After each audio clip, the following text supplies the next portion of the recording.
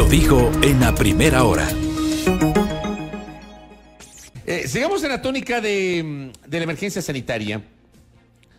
He generado una crítica tratando de hacerle con argumentos sobre lo que ha pasado en estas 2 últimas semanas respecto de la situación epidemiológica, los mensajes desde mi punto de vista totalmente erráticos, inexplicables, contradictorios de las autoridades.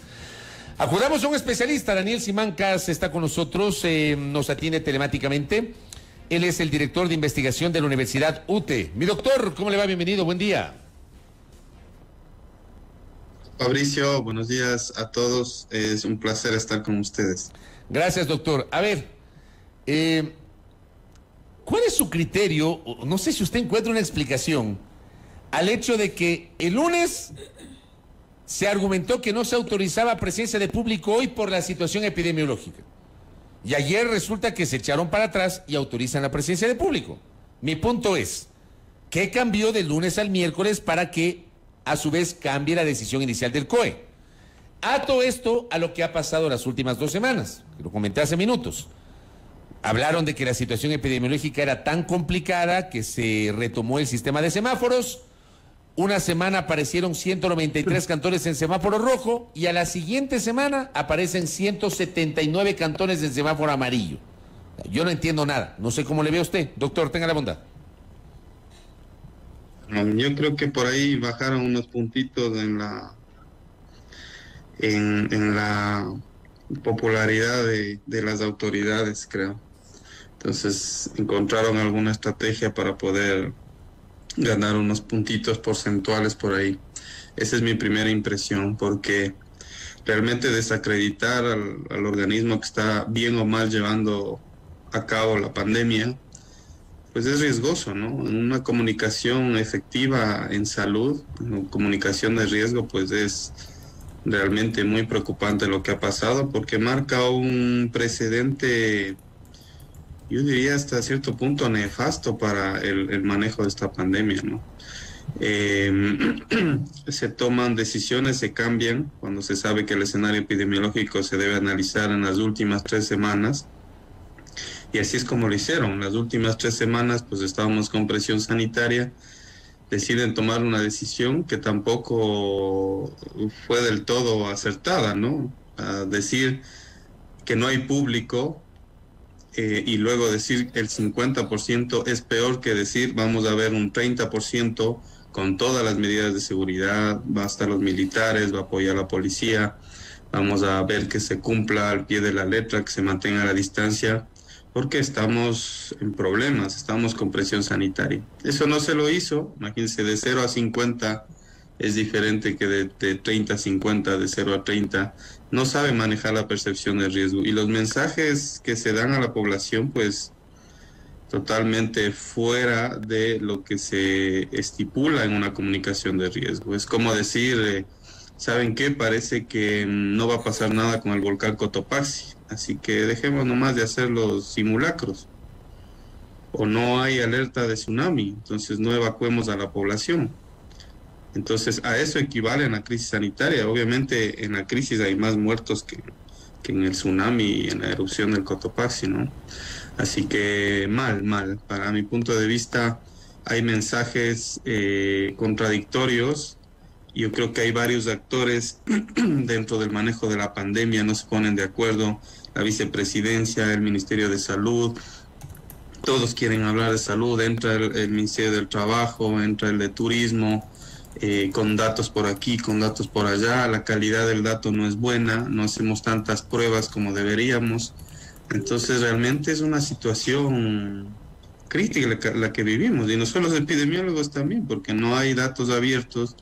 Lo que se proyecta, lo que se escribe desde las cuentas oficiales es lo que tenemos nosotros, y es muy difícil así proyectar. Estamos en un escenario mejor que hace algunas semanas, y se podían tomar decisiones más acertadas en ese sentido, que no generen falsa percepción de seguridad, que no reduzcan la percepción del riesgo. Imagínense lo que es el feriado, ¿no? Entonces son mensajes reiterativos. No va a haber confinamientos antes de fin de año, está controlada la pandemia, este virus no es mortal, y vamos a bajar el IVA en el feriado.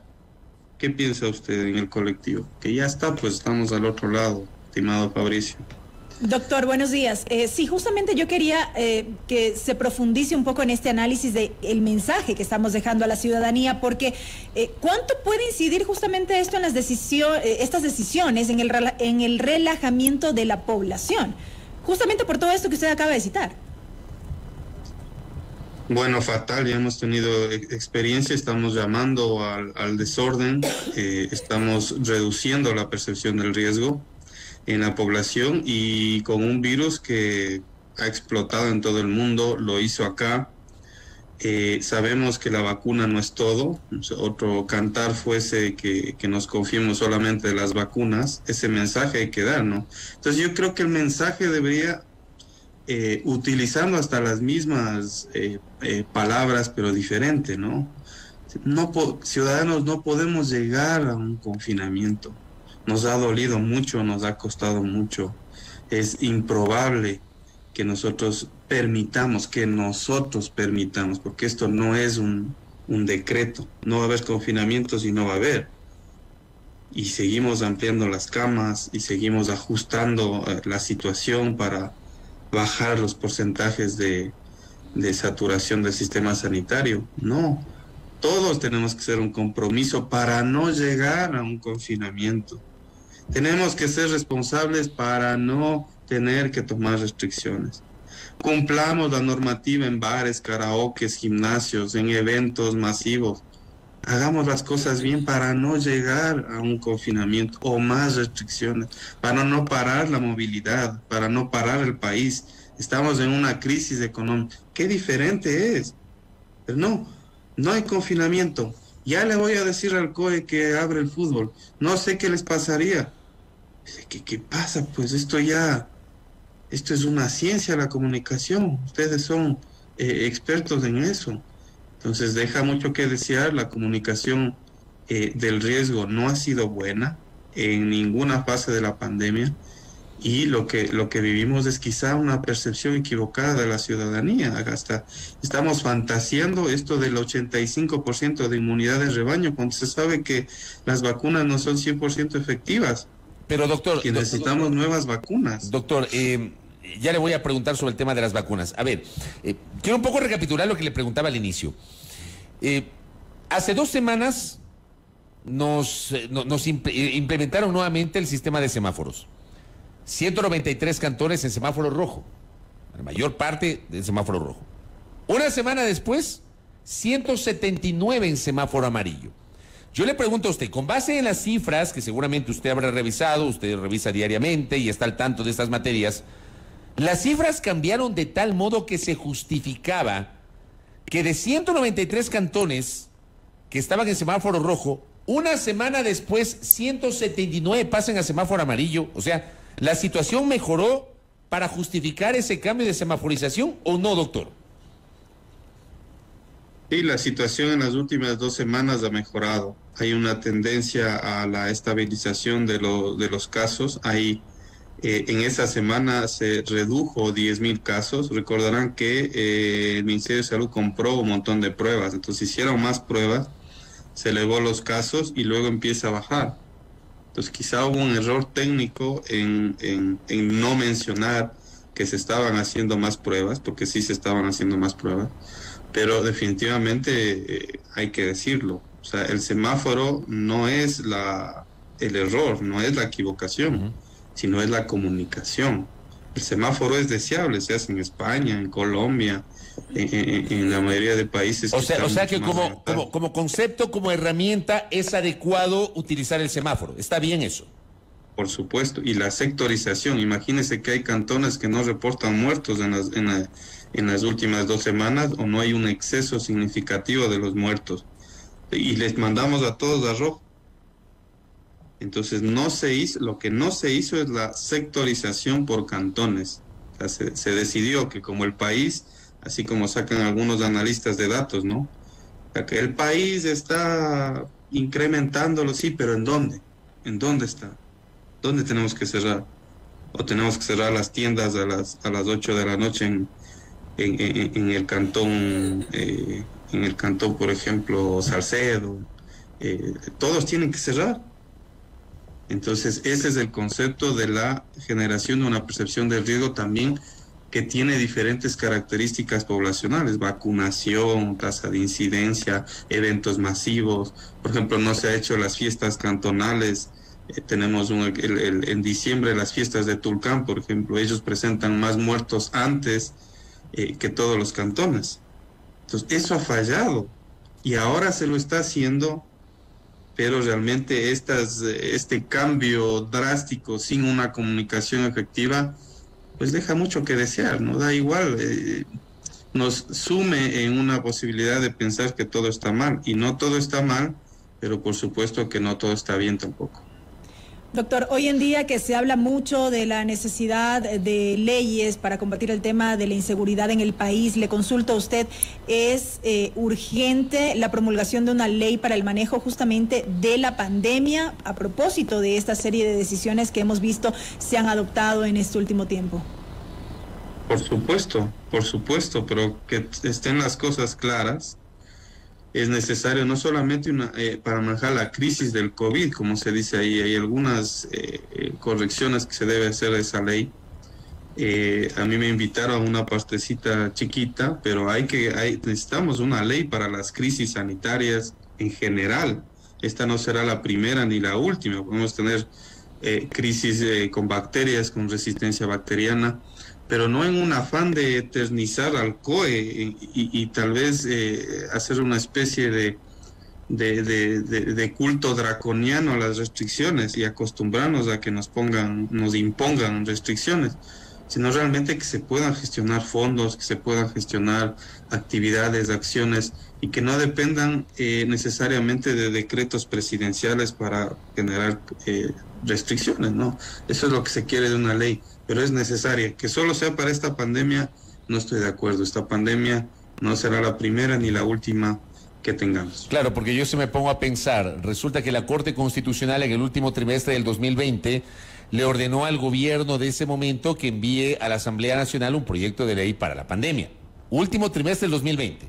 El gobierno anterior se demoró casi hasta el final, y faltando un par de semanas para que termine la administración del presidente Moreno, recién enviaron un proyecto de ley, que luego lo retiró inexplicablemente el presidente Lasso, no volvió a enviar un proyecto de ley a la Asamblea. En la Asamblea los propios asambleístas armaron un proyecto de ley cuyo primer debate recién se generó hace pocas semanas. Yo digo, capaz que la pandemia ya se termina y no tenemos ley en el Ecuador, doctor. Por supuesto, está muy demorado, y además el problema fue que la anterior ley estaba quizá con dedicatoria para el COE, ¿no? Hay que decirlo, para eternizar al COE, para prorrogar funciones en algo que debe ser de rectoría de las carteras de Estado, ¿no? No puede haber un superministerio, o si no, créenlo, donde se reúna, pues esté por encima de varios ministros, turismo, trabajo, salud. Y realmente imagínese, yo a veces no entiendo, ¿no? Le delegan, por ejemplo, a la vicepresidencia el tema de salud, y ahora pues no se lo ha visto, ¿no? Luego el Ministerio de Salud, muy opaco, va con restricciones, de lo que tengo entendido, al COE para hacerlo desde el 3 de enero, que era lo que debíamos hacer. Si queda muy opaco ahí y sale pues quizá manera de maestro de ceremonia a contentar al uno al otro, así no se maneja, bueno, es desde mi entendimiento, ¿no? Pero realmente no podemos eternizar a un COE a manera de superministerio que realmente esté por encima de todos. Cuando una crisis sanitaria, pues se entiende que la rectoría de la salud pues la tiene que hacer el Ministerio de Salud, ¿no? Así es como se debería proceder. Por supuesto. O sea, no podemos eternizar a un COE en sus funciones. Tenemos que darle la rectoría al Ministerio de Salud, obviamente con gestión de riesgos, con el tema de trabajo, y sí, en mesas permanentes, mesas científicas también, ¿no? En Francia, por ejemplo, un estamento es el grupo de científicos, el comité de científicos que hay. Eso no se ha hecho nunca, ¿no? Entonces, ¿qué es lo que pasa ahí? Que se prioriza la parte política, que obviamente en todo hay política, pero quizá la ciencia queda un tanto atrás, ¿no? Entonces, lo que se pide, y siempre hemos pedido era que haya más ciencia en la política y menos política en las decisiones.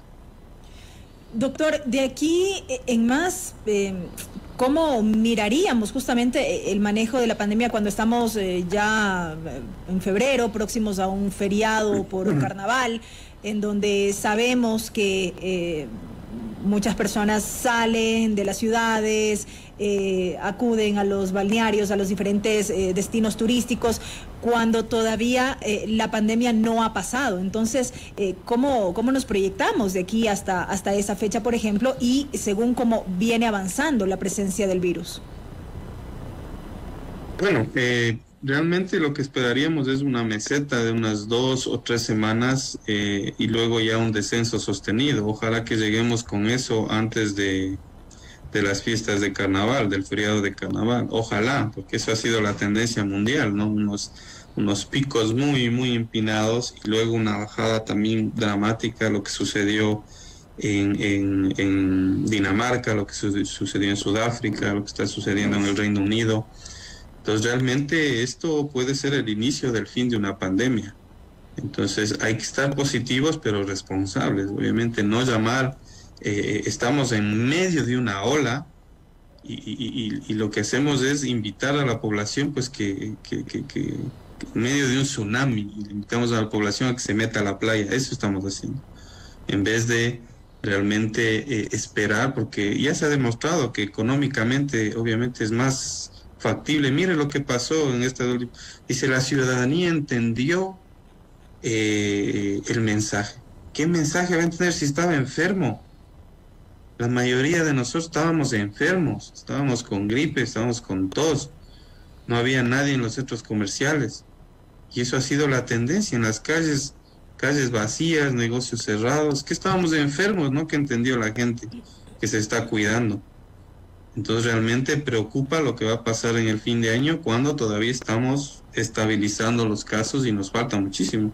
Las muertes y las hospitalizaciones van después del pico de casos, ¿no? Porque uno detecta el caso y la ola es después de una semana se empiezan a agravar y después de 2 semanas es que se empiezan a morir.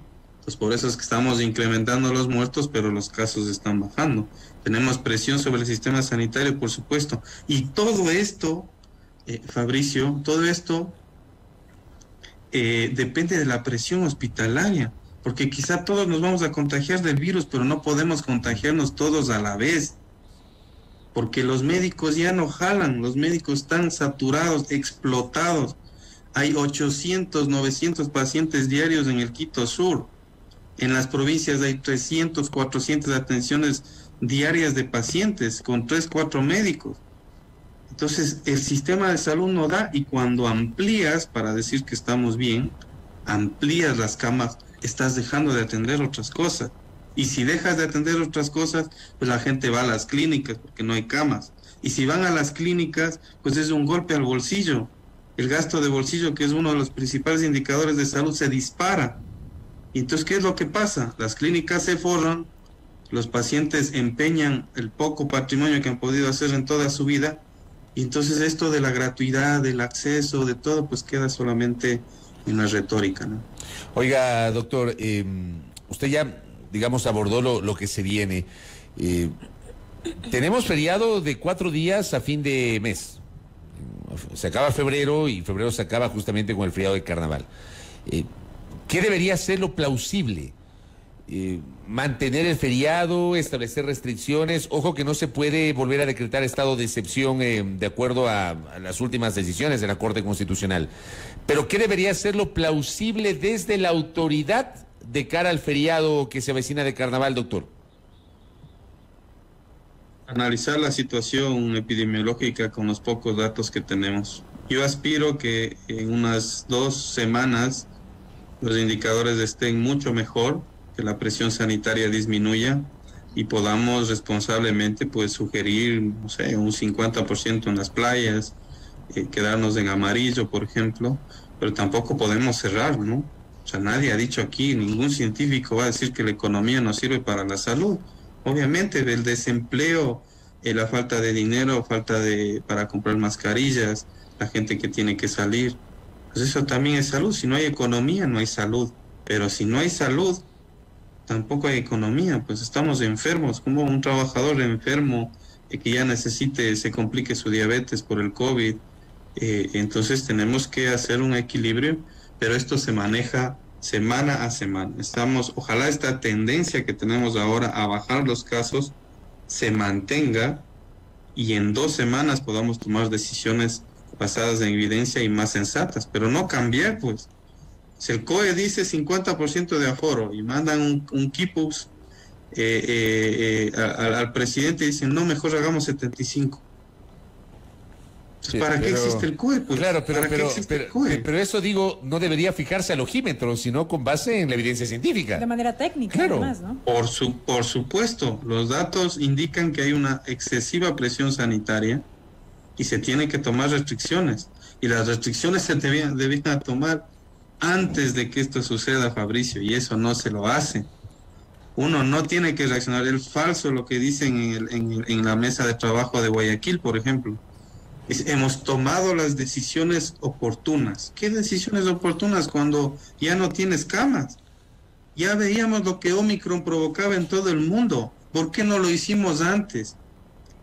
Porque no se comunica adecuadamente el riesgo. Antes ya no sabíamos que venía Omicron, que estaba en el país, lo habíamos dicho, y sabíamos también que las familias iban a reunirse masivamente porque hay un efecto de fatiga pandémica. Ya nos importa muy poco lo que suele suceder, tengo que reunirme con mi familia y me voy a reunir. Bueno, si uno asume eso, pues ¿cómo vamos a ir el 3 de enero recién a reunirnos, desperezándonos de un feriado a reunirnos en plena crisis sanitaria, a tomar decisiones tardías? Esas decisiones tardías son las que nos tienen mal. Quizás nadie hubiese dicho nada si estábamos mejor epidemiológicamente y se abría el 50% de los aforos. Oiga, doctor. Pero no, hay presión sanitaria. Doctor, sin pretender ser adivinos, pitonizos, ni tener la bola de cristal, ni mucho menos, pero ustedes, esos especialistas, sí pueden evaluar escenarios. Estamos 27 de enero. ¿Qué podría pasar de aquí a un mes? O sea, con base en lo que estamos viendo, en las cifras oficiales, que de todas maneras tienen sus complejidades, nunca se logró en el contexto de la pandemia hacer testeos masivos en el Ecuador. Lamentablemente, el porcentaje de testeos en el Ecuador es muy bajo. O sea, si comparamos con Chile, por ejemplo, estamos en el subsuelo. O sea, lo de Chile es probablemente un caso emblemático para comparar respecto de lo que ha pasado en el Ecuador con el tema de los testeos. Pero con lo poco que se tiene, ¿cómo se proyecta de aquí a un mes? Y quiero insistir en el tema del feriado. O sea, ¿será que de aquí a un mes la situación mejora de tal manera que tengamos un poquito más de tranquilidad con la cercanía de los 4 días de carnaval, doctor? Así como vamos, va a haber una ligera mejoría de los indicadores. Pero, Fabricio, ¿por qué no decimos trabajemos para un buen feriado? Eso es lo que no entiendo. Ya, ¿qué significa eso? A mí me parece importantísimo lo que acaba de decir. Trabajemos para un buen feriado. ¿Qué quiere decir usted con eso, doctor? Vámonos, el feriado, ¿cuánto mete? ¿5.000 millones? ¿10.000 millones de dólares?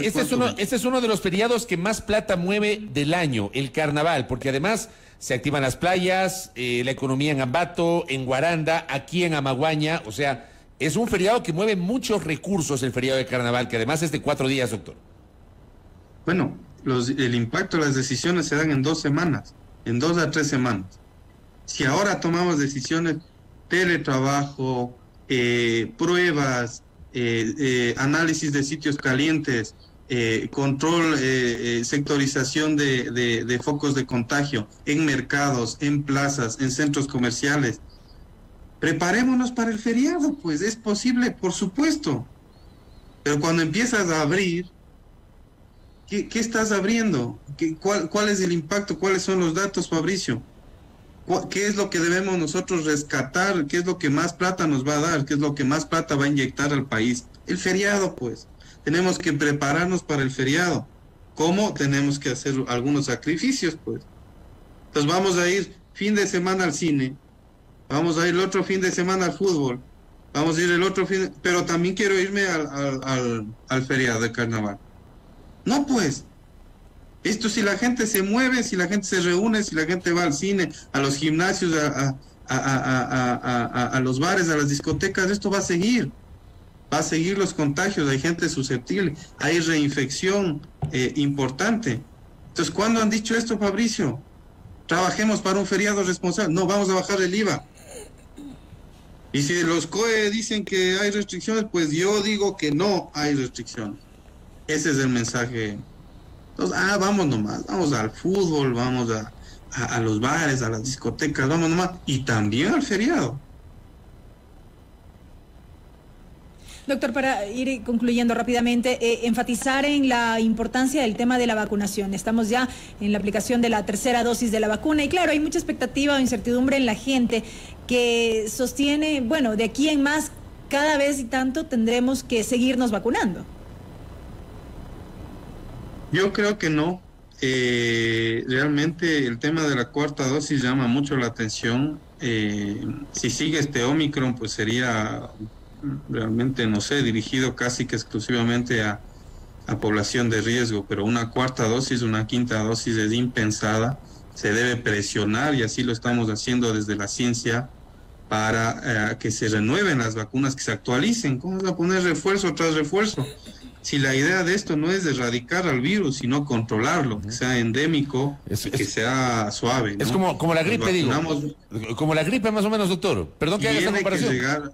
Tiene que llegar a ser una gripe, pero todavía no lo es, por el tema de las afecciones a largo plazo, el COVID prolongado, la fatiga, el cansancio, pérdida del cabello y todo.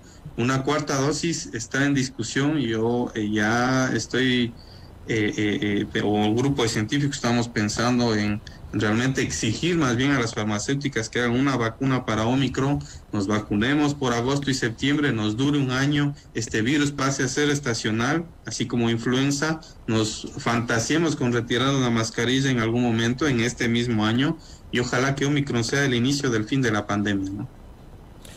Muy bien, ojalá que sea así, doctor, ojalá que sea así. Gracias por el tiempo, doctor, y por la gentileza.